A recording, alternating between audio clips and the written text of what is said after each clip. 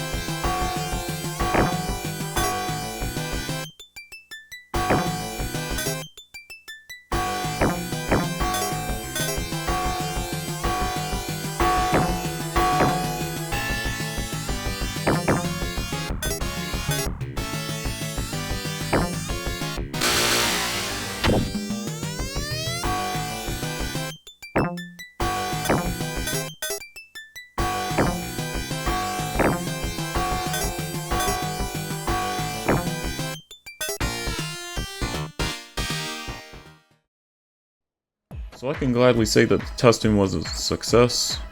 No lag seems to appear whatsoever, so that's great. Like I said though, I'll eventually figure out the different options with the OSSC. Either that, or probably just settle with the ones that I currently have. So this pretty much brings me to the second part of the video, in regards to a message that I have before the 2024 Sonic Hacking Contest. So here we are, a day before the contest opens up tomorrow, and I'm sure a lot of you guys are excited to see the entries for the contest this year. A lot of you guys already know I'm going to be covering a lot of the entries this year like I have with many of the other previous years. It may seem like I mostly covered 2D games, especially with ROM modifications, but I've generally been playing through a lot of the 3D entries, and I definitely like a lot of them over the many years. This time around, I've been thinking more about wanting to make a complete playlist for all the entries of a contest. If anything, this year might be one of those years I'll try and do just that to the best of my abilities.